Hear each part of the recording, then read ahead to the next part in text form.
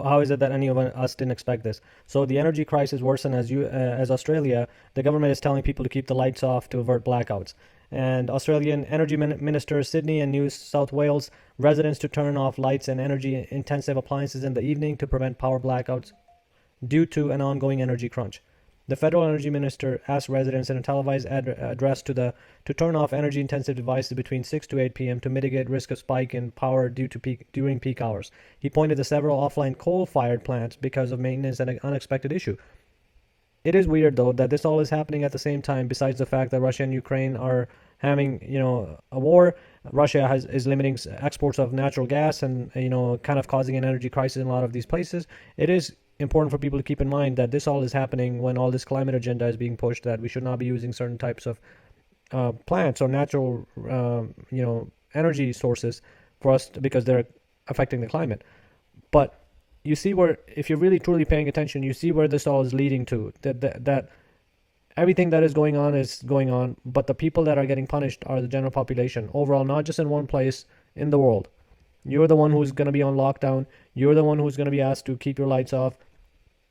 Not too far from now, you're going to be the ones who are going to be told to not eat meat, all kinds of stuff. This all is the way it's going to go, and it's time to believe it as it is. Here's another example. European natural gas is soared 70% in a week amid free port delays and Russian cuts. So that's what I was saying, that how the Russian cutting off the natural gas exports caused it to jump as much as 24% Thursday morning, adding to the 46% increase this week and last. So how are you going to afford electricity of any sort to be able to charge an electric car, let alone drive around in a gasoline car? People are telling, like Pete Buttigieg was telling people to buy Tesla.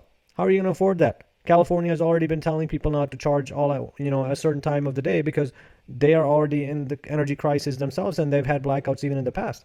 But now they're telling you can have an electric car, but we are already having issues being able to produce enough to even keep our lights on. So that's the issue. The issue is not that they can't fix it. Like, facing severe energy crisis, Pakistan reversed to 5-day work week. So they just had a major turnaround of their government, and as soon as the new government is in power, this is something that is coming about. On June 7th, they said Pakistan will reduce its official work week to 5 days from 6 in a bid to reduce energy and fuel consumption as part of an energy conservation plan approved by the country's cabinet on Tuesday. The move comes as long power outages hit the South Asian country with demand outstripping generation during the peak summer months. Soaring global fuel prices have also increased pressure on external account, and the local currency has hit record low against the dollar. But you hear these things. Soaring global fuel prices have increased pressure on external account, and the local currency has hit record low against the dollar. So do you recall hearing something not too long ago that another country that was having the same exact issue happen? And maybe you can see the trend if you haven't already. Here's what happened not too long ago. Sri Lanka crisis. They were having energy crisis. There's full chaos over there with people not being able to eat.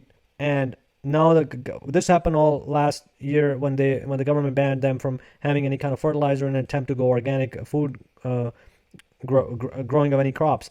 And now that has led for them to not being able to eat. But the government the whole country is in crisis mode, and now the government is allowing government workers to have 4 days week to grow food.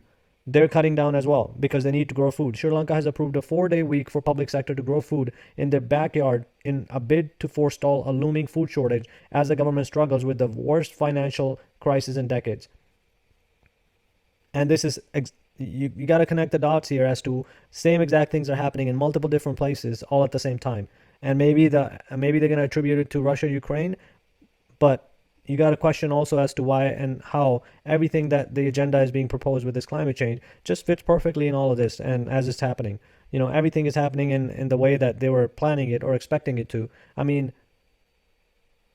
it just seems like too good to be, how the hell can someone be so spot on these things as not to how to fix these things as they happen, but them expecting these things to happen before they happen. And literally, not even months later that you're seeing it, and they've been it just seems like something has happened that has caused the ball to roll down the hill, but I don't believe it's just rolling down on its own. Someone has pushed the ball off the hill, and that's where we need to understand that this is kind of expected to go a certain way because it's being pushed to be going that way. So this is, we're going to die of food shortages, worsens Sri Lanka crisis. Well, they drastically cut the crop yields, and now the country is expecting major food shortages, let alone the energy crisis that is happening. Sri Lanka's prime minister has warned of a food shortage as the island nation battles a devastating economic crisis and promises to buy enough fertilizer for the next planting season to boost harvest. Well, hopefully it won't be too big of an impact on the country, but I feel like it already has happened because the whole country is up in chaos because of all of this. Australia is on the precipice of a UK-style energy crisis as soaring costs push retailers. So all these sanctions, all these pushes, all these grouping together against a country like Russia to, stop them from going against war has led for us to have a crisis of this, magnitude that is literally pushing people to the brink of extinction through famine and through, climate crisis, as they're saying. But again, something doesn't seem right. And I think that's where people need to understand that it's time for us to start realizing that the way for us to fight it is not to rely on something like what happened in Sri Lanka. The government is telling him we're going to have, ban fertilizers, and then all of a sudden next year you don't even have enough food to eat. You gotta bring that down to the local level where people can, rely on each other like we used to be able to say, hey, I'll grow this, you have eggs, let's exchange and start bartering, because the value of your money overall and anything you're holding through the government system is really being threatened right now. And people are expecting things to go as they have been, but it may be that because we're in a country that is not influenced at this time, that we will not, we feel safe about it. But you got to see the trend. You got to connect the dots, and it's actually becoming more and more open as to how the dots are connected. It doesn't need a lot of thinking at the end for people to understand all of this that is happening. We just need to be able to take the time to make ourselves aware and then prepare. And that's where it needs to happen. I mean, this is a perfect example of in May 23rd of this year, California faces summer blackouts for climate extremes. And this is the other key. Is like, all right, let's hear, what they're trying to say here. For the next 5 summer, extreme heat and other climate change impacts will threaten the reliability of California's electrical grid. Available electricity supply might not be able to keep up with the demand if heat waves, drought make hydropower less available, or wildfire reduce electricity transmission. So these are even technically clean energy. I mean, what are you going to do with that? How are you going to survive or do anything? And their proposal is to do what? Climate is forever changing entity. Like, there's nothing you're doing to be able to correct any of that. It's happening in a way that you're not making an influence on it in such a drastic way that this all happened because of this year's climate change issue.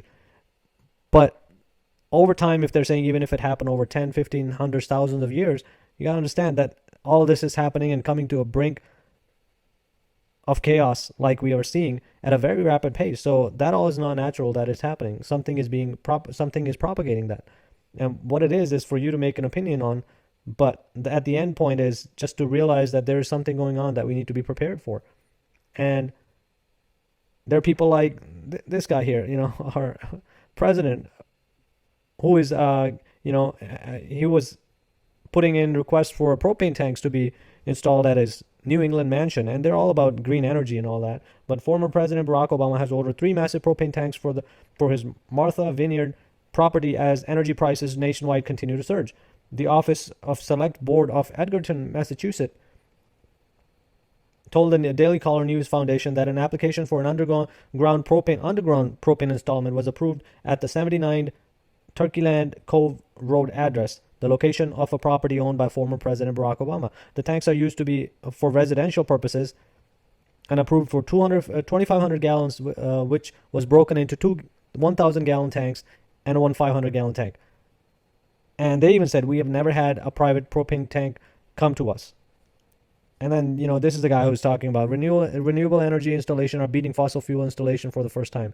I mean, the point is, at the end, if I don't think anyone should view this as like, oh, well, he's doing it.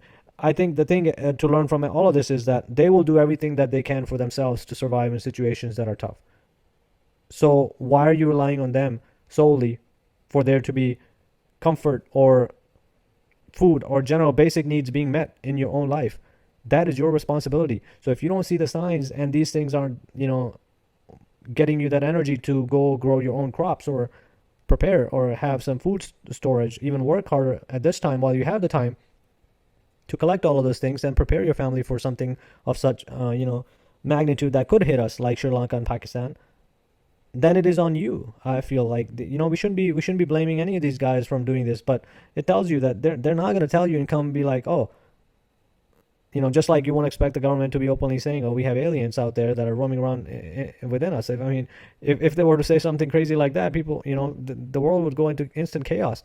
They don't want you to be aware of any of these things from happening. And maybe there's a true reason for that. Sometimes I feel like there isn't. Disregard that as an issue, but the point is that we do understand that there is a possibility that happening. And with anything, if you're not prepared, you're gonna have a hard time with any of these issues coming up if they do. But these guys are doing it from themselves, so we need to learn at least from that angle that if Nancy Pelosi is trading a certain stock and it jumps from it jumps 10% in a couple of weeks or days, and you see that pattern happening, and you knew that she was trading a certain specific type of stock, wouldn't you want to do the same thing? You see a pattern and then you follow that, especially when people in power are doing something specific and that has led to them having decent success. That's the point. So let's keep pushing for it and making sure that we have all that we need on our end to be able to survive when this event comes. But this climate change push is getting real. They're really trying hard for people to, people's lives to be changed and disrupted again like they did last time by cutting their work week or making them do a specific type of thing or suggesting one thing is causing another thing. Be aware, be ready, be logical with your approach. Let's get this, at a level where we all feel good about our local community and being able to support ourselves if this event were to hit home. Anyways, longer video than I hope.